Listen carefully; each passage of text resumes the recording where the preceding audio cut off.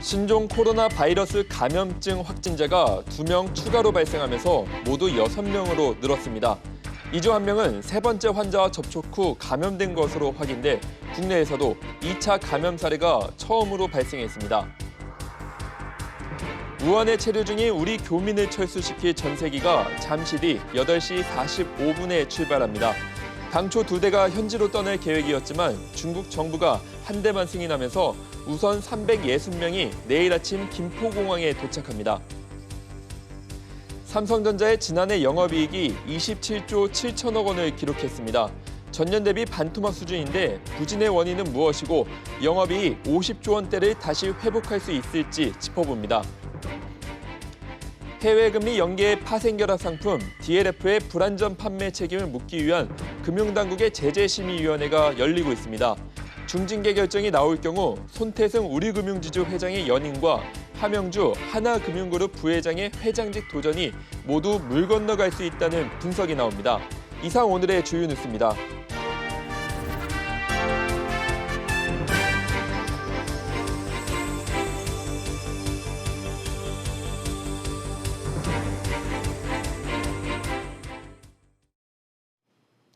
시청자 여러분 안녕하십니까? 뉴스프리즘 시작합니다. 국내에서 신종 코로나 바이러스 확진자 2명이 추가로 나왔습니다. 특히 2차 감염 사례가 처음 나왔는데요. 취재기자 연결해 얘기 들어보겠습니다. 엄하은 기자. 네, 엄하은입니다. 네, 현재까지 상황 전해주시죠. 네, 오늘 오후 신종 코로나 바이러스 감염증 확진자 2명이 추가로 확인됐습니다. 지난 27일 국내에서 4번째 확진자가 나온 이후 사흘 만인데요. 질병관리본부는 5번째 확진자는 30대 남성으로 업무차 중국 우한시를 방문한 뒤 지난 24일 귀국했다고 밝혔습니다. 평소 천식을 앓아 기침 증세만 있었을 뿐 발열 증상은 없었지만 검사 결과 양성으로 확인돼 오늘 서울의료원에 격리 조치됐습니다. 6번째 확진자는 50대 중반의 남성인데요. 국내 첫 2차 감염 사례로 3번째 환자와의 접촉자 중 1명인 것으로 확인됐습니다. 질본 관계자는 6번째 확진자는 우한 방문 이력이 없는 것으로 파악됐다며 현재 서울대병원에 격리 조치됐다고 밝혔습니다.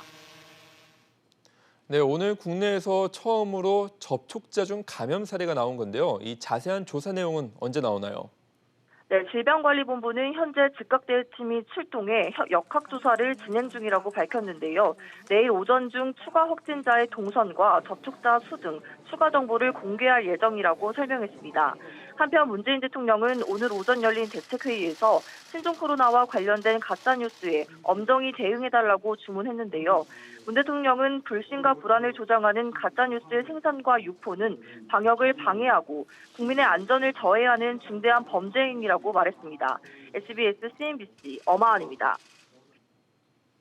금융시장이 신종 코로나 바이러스 여파에서 헤어나지 못하고 있습니다. 어제 진정기미를 보이던 증시는 오늘 다시 큰 폭으로 떨어지면서 휘청거렸습니다. 취재기자 연결해 자세한 소식 알아보겠습니다. 류정훈 기자. 네, 류정훈입니다. 네, 신종 코로나 바이러스 불안감 때문에 주식시장이 오늘 또다시 크게 하락했습니다. 네, 그렇습니다. 어제만 해도 소폭 상승하며 진정되는 듯한 코스피와 코스닥 지수가 오늘은 모두 급락하며 장 마쳤습니다.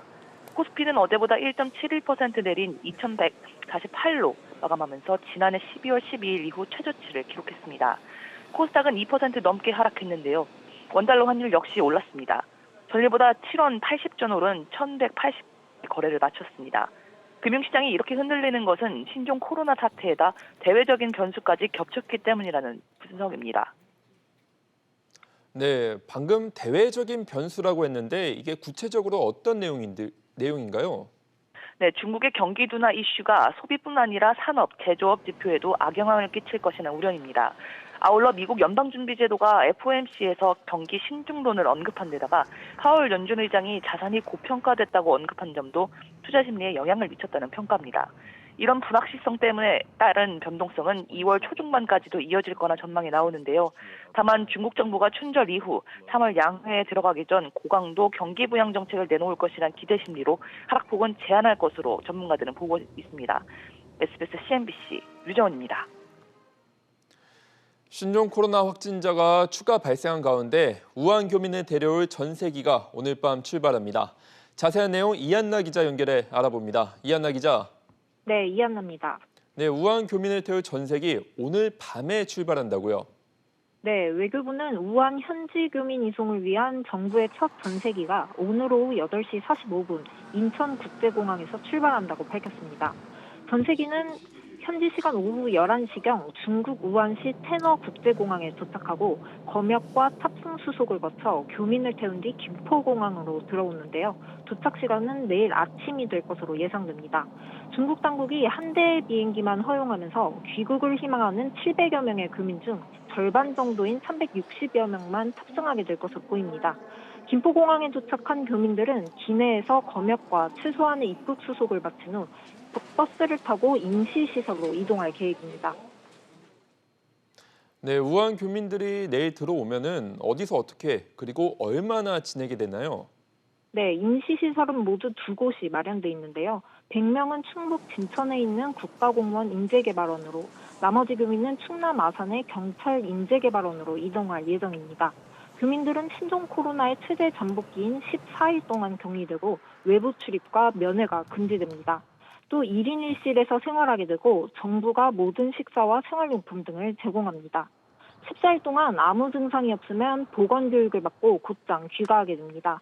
한편 임시시설이 있는 진천과 아산 지역 주민 반발이 거센 가운데 박능우 보건복지부 장관은 우한 교민들은 전혀 신종 코로나 증상이 없다며 시설을 철저히 관리해 지역 주민의 안전과 건강을 지키겠다고 말했습니다. SBS CNBC 이현나입니다. 신종 코로나 바이러스 여파로 중국에 진출한 우리 기업들은 물론 글로벌 기업들도 공장 가동에 차질을 빚고 있습니다. 특히 중국 부품 소재 업체들 가동도 중단돼 사태가 장기화될 경우 미칠 파장에 대해 우려가 커지고 있습니다. 취재 기자 연결합니다. 임종훈 기자. 예, 임종훈입니다. 네, 국내 기업들의 가동 중단 기간이 더 늘어나고 있다고요. 예, 현대기아차에는 사실 비상이 걸린 상태입니다. 당초 춘제휴 기간이 끝나는 다음 달 2일까지만 공장 가동을 멈출 예정이었는데요. 기아차의 공장에 있는 옌청시를 관할하는 중국 장수당 정부가 연휴 이후에도 일주일 이상 근로자 복귀를 연기하라고 지시를 했고, 현대차 공장이 소재한 충칭시도 다음 달 9일까지 조업 중단을 명령했기 때문입니다. 삼성전자 가전공장도 수저우시의 지시로 다음 달 8일 자정까지 재가동을 미뤘습니다. 여기에 쌍용 자동차도 중국 부품 기업의 가동 중단으로 인해 다음 달 4일부터 12일까지 공장 가동을 중지하기로 했습니다. 네, 그런데 우리 기업들뿐만 아니라 중국에 공장을 두고 있는 글로벌 기업들도 상황이 심각하다고요. 네, 가장 큰 타격이 예상되는 기업이 애플인데요. 아이폰을 위탁 생산하는 대만 폭스콘사의 주요 공장이 발병지인 우한을 비롯해 인근 정저우에 있기 때문입니다. 특히 정저우 공장에서만 전 세계 아이폰 물량의 절반을 생산하고 있다 보니까 팀쿡 CEO까지 불확실성이 커졌다고 우려할 정도입니다. 여기에 도요타와 혼다 등 일본 완성차 업체들도 다음 달 9일까지 공장 가동을 중단하기로 하면서 생산 차질이 부각될 것으로 전망되고 있습니다. 네, 그럼 이번 사태가 장기화되면 글로벌 경제에도 여파가 크겠군요. 그렇습니다. 신종 코로나 발병지인 우한은 중국을 대표하는 자동차 생산 기지로 부품업체들이 또 대거 몰려 있는데요. 만약 이번 사태가 장기화될 경우 부품의 생산과 공급은 물론 완성차 생산까지 차질이 생길 수밖에 없어서 글로벌 공급망이 무너질 수 있다는 우려까지 나오고 있을 정도입니다. SBS 임종윤입니다. 신종 코로나 공포가 소비 패턴에도 영향을 주고 있습니다. 사람들로 붐비는 매장 대신 온라인 쇼핑을 하고 극장과 식당을 찾는 발길도 줄고 있습니다. 강상 기자의 보도입니다. 관광객이 많은 서울 명동과 용산역입니다. 식당과 카페는 물론 약국과 화장품 매장마저 사람 발길이 크게 줄었습니다. 보통 인터넷으로 구매 많이 하는 것 같아요. 좀 사람 많은 데 가는 것보다 그냥 인터넷에서 구매하는 게 편하기도 하고 사람 안 마주쳐서 감염률도 좀 낮출 수 있는 것 같아서. 인터넷 쇼핑몰은 평소 설 연휴에 판매량이 줄어드는데 올해는 오히려 판매가 늘었습니다. 설 연휴를 낀 일주일 동안 매출이 많이 오른 상황입니다. 전년 설이랑 다르게 약 74% 정도 신장한 상황입니다. 반면 외식업체나 영화관과 같이 사람들이 많이 모이는 시설을 찾는 발길은 뜸한 모습입니다. 영화관이나 사람이 많은 곳에는 출입을 자제하는 편입니다. 신종 코로나 때문에 식당도 안 가죠. 요새 한참 유행할 때는 집에서 집밥 먹죠. 신종 코로나 공포로 사람 간 접촉을 꺼리는 분위기가 당분간 이어질 것으로 보입니다. SBS CNBC 강산입니다. 최근 캐나다 의사가 창업한 스타트업의 인공지능이 신종 코로나 바이러스의 확산 경로를 WHO보다 먼저 예측했던 사실이 알려지면서 화제가 됐습니다. 지난 메르스 사태 이후 우리나라도 인공지능을 활용한 감염병 예상 시스템 구축이 활발히 추진됐는데요. 우리 현황은 어떤지 오수영 기자가 짚어봤습니다. 우리 정부는 지난 2016년부터 신변종 감염병의 조기 경보 시스템 개발을 추진했습니다. 2022년 완성이 목표지만 4년 가까이 지난 현재까지도 초기 단계에 머물러 있습니다. 민간에서도 지난 2016년 산학연계 프로젝트로 감염병 진단 플랫폼을 세계 최초로 개발했습니다. 하지만 감염병의 조기 예방과 추적, 또 치료법 제시까지는 기술 개발에 이르지 못했습니다. 사람이 아닌 동물의 감염병 확산 경로를 예측하는 시스템은 개발돼서 지난해 아프리카 돼지열병 사태 때 그 역할을 했습니다. 일각에선 개인정보 활용의 민감성 문제가 발목을 잡았다는 지적이 나옵니다. 사람 대상으로 하면은 사람이라는 것 때문에 개인정보 문제가 생기죠. 사람의 병력이라든가 사람이 어디서 뭐 이동을 했다거나 이런 것들을 막 공개할 수는 없잖아요. 이동통신사들이 감염 경로의 예측을 위해 고객의 로밍 데이터를 질병관리본부에 제공하고 있지만 그 활용에는 한계가 있습니다. 현지에서 그쪽 나라 통신사 고객이 돼버리니까 그런 분들은 뭐 없는 거죠, 사실은. 이에 따라 평상시에는 개인정보 활용에 동의한 사용자의 데이터만 취합하되 유사시에는 전 세계 모든 이동통신 데이터를 활용하는 방안 등 다양한 보완책이 검토되고 있습니다. SBS CNBC 오수영입니다.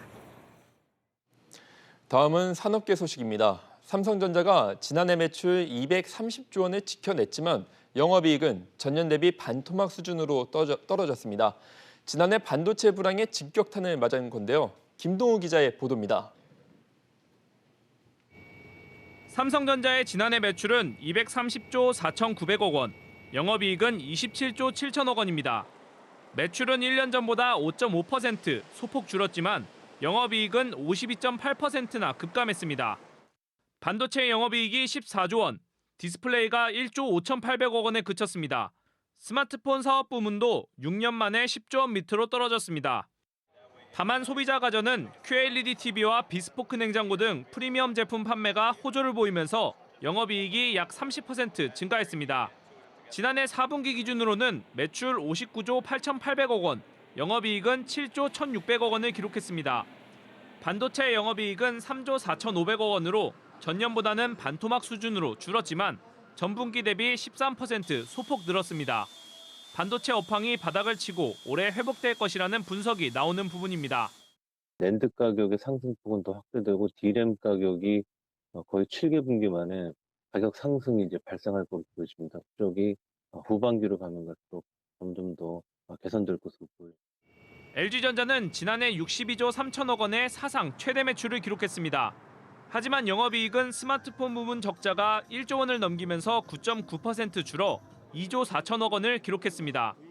SBS CNBC 김동우입니다. 네, 그럼 삼성전자 영업이익이 반토막 난 배경과 올해 전망을 좀 더 자세히 짚어보겠습니다. 권서욱 기자, 이 삼성전자의 실적 사업부별로 구체적으로 한번 짚어볼까요? 네, 우선 반도체와 디스플레이를 맡는 DS 부분은 15조 6천억 원의 영업이익을 지난해 거뒀는데요. 이 가운데 주력인 반도체는 사상 최대였던 재작년에 3분의 1에도 못 미치는 14조 3천억 원 정도를 기록했습니다. 반도체 업황 부진에 직격탄을 바로 맞은 영향입니다. 네, 반도체는 그렇다는데 그런데 반면 다른 부분은 뭐 예년 수준과 비슷했다고요?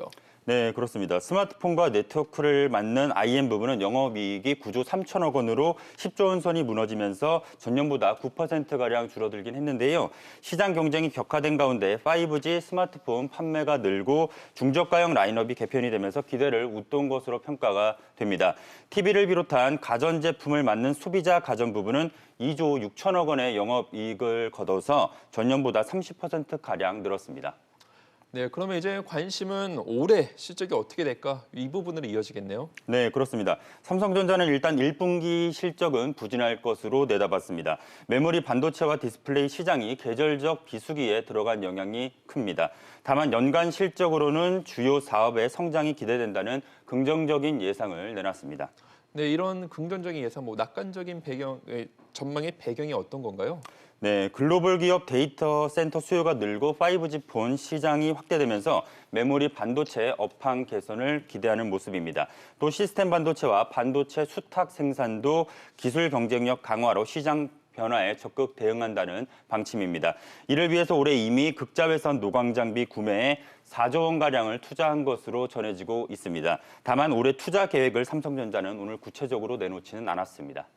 네, 그렇다면 상황이 이런데 그렇다면 올해 실적 회복의 관건은 어떤 부분일까요? 네, 반도체 업황 개선 속도 등에 따라서 영업이익 50조 원대 회복이 영향을 받을 것으로 관측이 됩니다.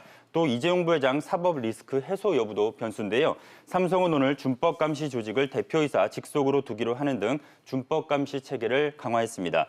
이 부회장 재판부의 요구에 따라 만들어진 삼성 준법감시위원회는 다음 달 초 또한 첫 회의를 열고 본격적인 활동에 들어갈 예정입니다. 네, 공 기자 잘 들었습니다.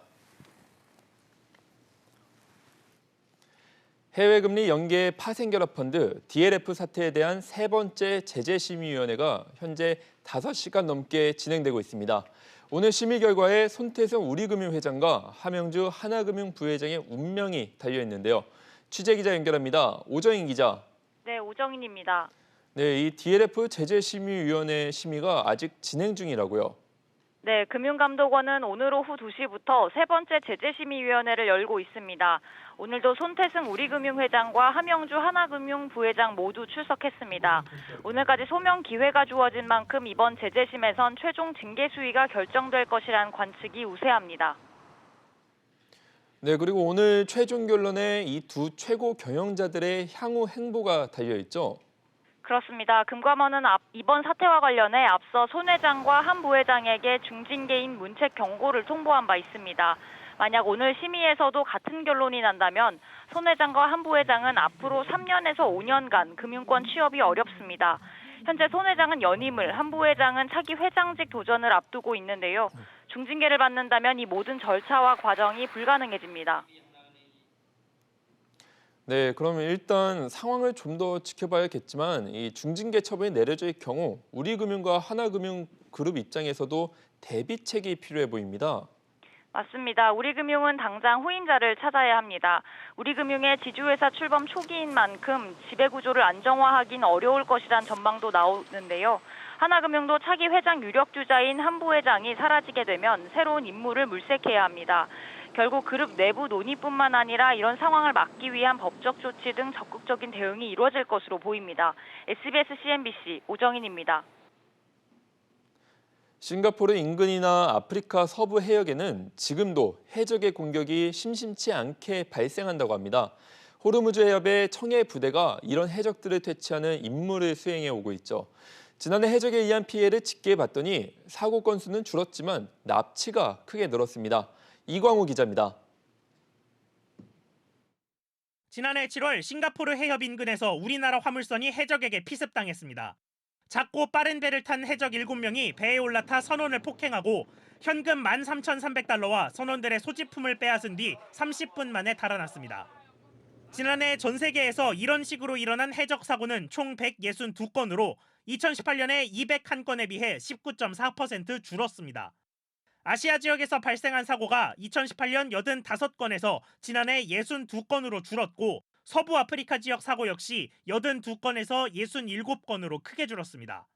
전반적으로는 상황이 개선됐지만 해적 사고 중 가장 심각한 선원의 납치는 오히려 늘었습니다.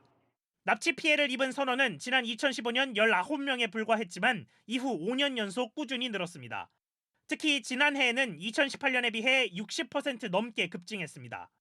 아프리카 서쪽 해안에서는 선원 납치 사고는 거의 80~90%가 발생하고 있습니다. 이 해역에 진입하는 선박들에 대해서는 청해 부대와 외교부 등과 공유를 하고 있습니다. 매일 안전 상태도 확인하고 있고요.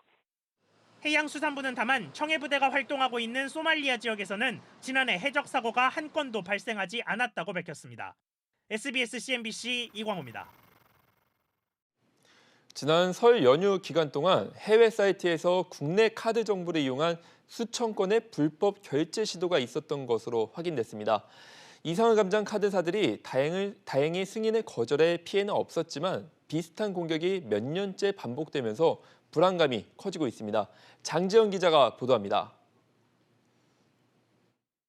롯데 더 드림카드 사용자가 지난 27일 새벽 받은 문자입니다. 미국의 한 의류 사이트에서 16,000달러, 우리 돈 약 1,900만 원 결제가 시도됐습니다. 이렇게 시도된 게 무려 2,000건입니다. 이른바 빈 공격을 당한 겁니다. 카드 번호 16자리 중 앞자리 6자리가 카드사의 특정 상품을 나타내는 고정값, 빈입니다. 나머지 10자리 숫자와 유효기간을 무작위로 넣어 결제를 시도해 카드 번호를 알아내는 겁니다. 이번 명절 기간 하나카드와 현대카드도 같은 사이트에서 부정 결제가 시도됐고 신한카드 일부 이용자도 같은 수법으로 당했습니다. 연휴 기간 아닐 때 대비해서 한 3배 정도는 시도가 늘어났대요. 각 카드사들이 구축한 이상거래 감지 시스템 때문에 실제 피해는 없었습니다. 하지만 계속되는 해킹 공격을 막을 방법은 없기 때문에 소비자들의 불안감은 커지고 있습니다. 카드 번호하고 유효기간으로만 결제 가능한 가맹점이 있으면 계속적으로 발생할 수밖에 없는 구조예요. 카드사들은 이러한 해킹으로 실제 피해가 발생할 경우 회사가 모두 손해를 부담한다는 방침입니다. SBS CNBC 장지연입니다. 서울 아파트 절반 정도가 고가주택의 기준인 9억 원을 처음으로 넘어섰습니다. 고가주택의 기준을 두고 논란이 거세질 전망입니다. 정윤영 기자가 보도합니다. 중위 가격은 주택 매매 가격을 순서대로 나열했을 때 중간에 있는 가격을 말합니다. 현 정부 출범 초기인 지난 2017년 서울 아파트 중위 가격은 6억 원대였습니다. 그러나 1년 뒤 8억 원대, 올해는 고가주택의 기준인 9억 원을 넘었습니다. 즉 서울 아파트의 대략 절반 정도가 종합부동산세 부과 대상인 9억 원이 넘는 고가주택이라는 의미입니다. 1216 부동산 대책을 통해 9억 원 이하, 8억 원대 중저가 주택의 호가가 뛴 게 결정적입니다. 9억 원은 조세 대출 등 정부 규제 적용 여부를 가르는 중요한 판단 기준입니다. 실례로 1주택자여도 실거래가 9억 원 초과분에 대해선 양도소득세가 부과되고 취득세율도 3.3%로 높아집니다. 따라서 취지에 맞게 기준을 대폭 상향해야 한다는 주장이 나옵니다. 보통 선진국에서는 물가 상승률을 연동하거나 그렇게 해서 조정하는데 우린 그 조정이 최근 10년 이상 동안 그게 없었어요. 지금은 이제 서울 시민의 반 정도가 이제 거기 규제를 받는 대상이 되었다. 너무 과도한 게 아니냐 이렇게 볼 수 있는 거죠. 그러나 정부는 집값 안정과 조세 형평 차원에서 현재 기준을 변경할 계획이 없다는 입장입니다. SBS CNBC 정윤영입니다. 출생아 수에서 사망자 수를 뺀 인구자연 증가분이 지난해 11월 사상 처음으로 마이너스를 보였습니다. 출생아보다 사망자가 더 많았다는 뜻인데요. 이대로 가다간 인구 재앙이 올 수 있다는 우려가 나옵니다. 김정현 기자가 보도합니다. 통계청이 발표한 지난해 11월 신생아 수는 23,800여 명. 11월 기준으로 1981년 통계 집계 이래 가장 적습니다. 반면 사망자 수는 25,400여 명으로 1년 사이에 5.1% 늘어났습니다. 결과적으로 11월 기준으로 전체 인구는 1,600여 명이 줄어든 셈인데 어르신들이 많이 돌아가시는 12월을 제외하고 인구 자연 증가수가 마이너스를 기록한 것은 이번이 처음입니다. 이에 따라 정부가 예상한 작년 출생아 수 30만 9천 명은 힘들다는 비관론이 나옵니다. 작년 11월까지 누적 출생아 수는 총 28만 1,784명인데 전망치를 넘기려면 12월에만 2만 7천 명 넘게 태어나야 합니다. 그러나 연말로 갈수록 출생아 수는 줄어드는 경향이 있는 데다 그마저도 해마다 감소하고 있는 게 현실입니다. 인구 감소는 생산 소비 축소를 유발해 한국 경제에 큰 충격을 준다는 점에서 우려가 커지고 있습니다. 인구 규모 자체도 축소되는 단계에 접어들고 있는 것이 이후에 경제 성장에 부정적인 영향을 미칠 뿐만 아니라 정부 재정을 비롯한 각종 연기금 등의 건전성에도 문제를 일으킬 가능성이 좀 높아지고 있는 상황입니다. 한편 지난해 11월 혼인 건수는 전년보다 10% 줄어든 2만여 건에 불과해 1981년 통계 작성 이래 가장 낮은 수치를 기록했습니다. SBS CNBC 김정현입니다.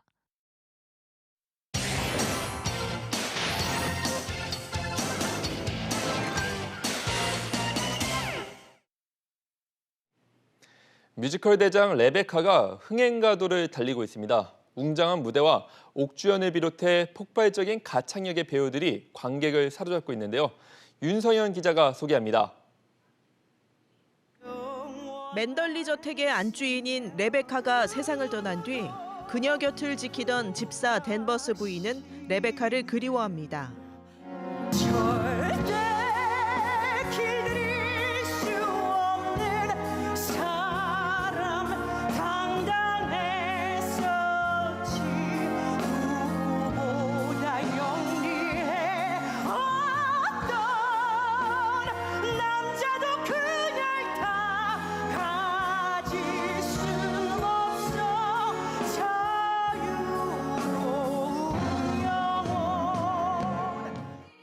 스테디셀러 뮤지컬 레베카가 국내에서 5번째 막을 올렸습니다. 1940년 원작 소설을 서스펜스의 거장 히치콕이 영화로 만들고 이를 뮤지컬화한 작품으로 아름답지만 음산한 맨덜리 저택의 비밀을 파헤치는 이야기입니다. 옥주현과 카이, 엄기준 등 기존 배우들에 더해 신성록과 가수 알리 등이 새로 합류했습니다. 폭발적인 가창력의 정상급 배우들과 웅장한 무대 스케일로 압도적인 몰입감을 선사합니다.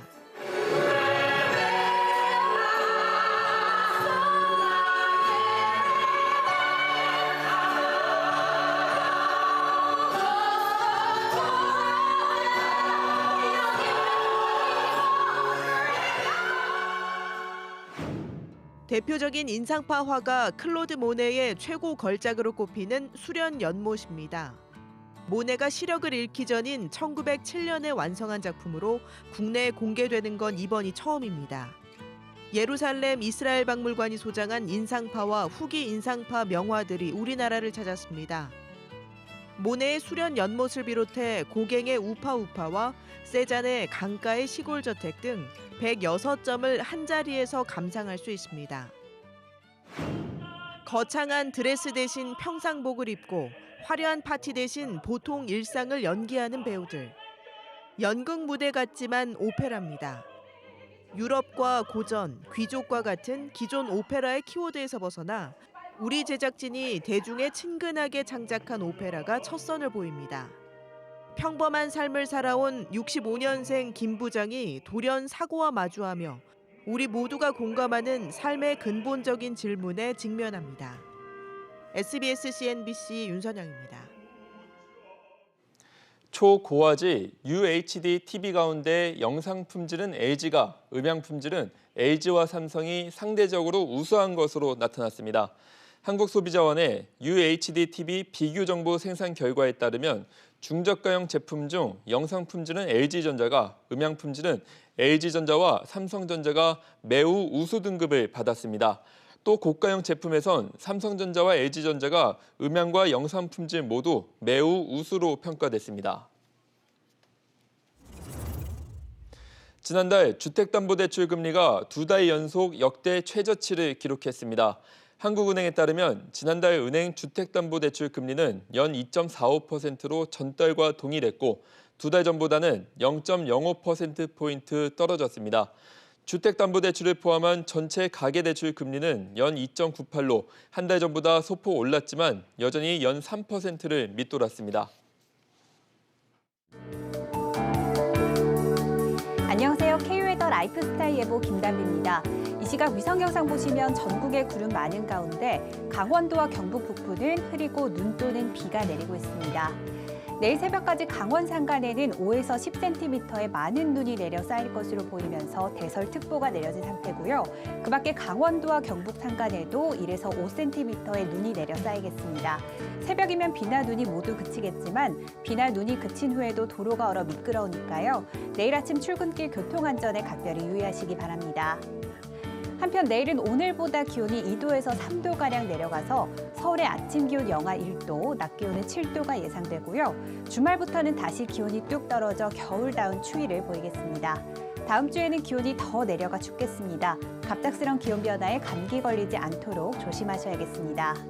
중부지방 춘천의 아침 기온 영하 2도, 대전 영하 1도로 오늘보다 춥겠고요. 낮 기온은 춘천 6도, 대전 8도가 예상됩니다. 동해안 속초의 아침 기온 영하 1도로 오늘보다 2도가량 낮겠고요. 낮 기온은 속초 7도, 강릉 9도가 되겠습니다. 남부지방 부산과 대구의 아침 기온 0도를 보이겠고요. 낮 기온은 부산 10도, 대구와 제주 8도가 예상됩니다. 다음 주에는 강한 추위가 찾아오겠고요. 월요일에는 경기 북부와 강원 영서 북부에 눈 또는 비가 내릴 전망입니다. 날씨였습니다. 신종 코로나 바이러스 감염 확진자가 오늘 2명 추가로 발생했습니다. 지난 27일 네 번째 확진자 발생 이후 3일 만인데요.